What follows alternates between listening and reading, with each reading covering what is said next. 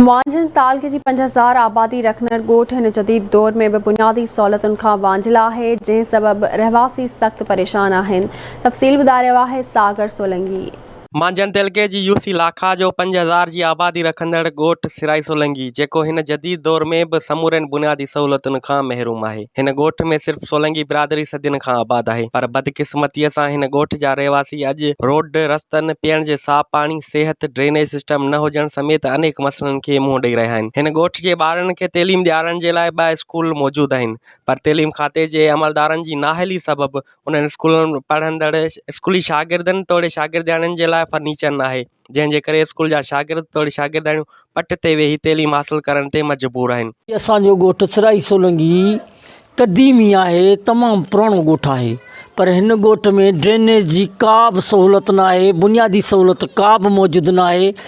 इंतिज़ामिया वारा कॾहिं बि हिन ॻोठ में न आया आहिनि। वरी असांखां वोट वठण जे लाइ त ज़रे ज़रे वॾा अचनि था, पर जॾहिं सफ़ाई जो या कंहिं ॻाल्हि जो चऊं था या को पंज मतिलबु सफ़ाई वारा चऊं था, उहे नथा अचनि, उहे नथा ॿुधनि। स्कूल प्राइमरी जेको असांजो आहे उन में फर्नीचर कोन्हे। असां नंढा ॿार हथनि में कटा पाल खयूं था वञनि, उन्हनि ते था वेहनि ज़मीन ते। असां वॾनि अमलदारनि खे इहा बस असां ते महिरबानी कई वञे। असांजी इहा शिकायत बि आहे त असांखे फर्नीचर ॾिनो वञे, ऐं इन जे करे छो जो असांजा ॿार नथा वञनि स्कूल में, चवंदा बाबा असीं पट ते कीअं वञी वेहूं। 100 साल खां मथे हिनखे थी वियो आहे। हिन जी तारीख़ असांजी तमामु पुराणी आहे, पर उन हिसाब सां हिते असां वटि का बि सहूलत मौजूदु न आहे। असांखे सहूलत कंहिं बि शइ जी कान्हे का। महिरबानी कयो, असांजी 4000 खां वठी आबादी लॻी पई आहे, असांखे का सहूलत कान्हे का।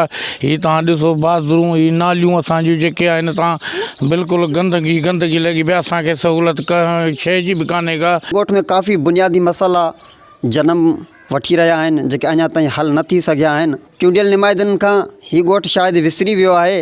रोड रस्ता तक़रीबन सभु तबाह थी चुका आहिनि। चूंडियल नुमाइंदा टोटल बजट खाए पिया वञनि।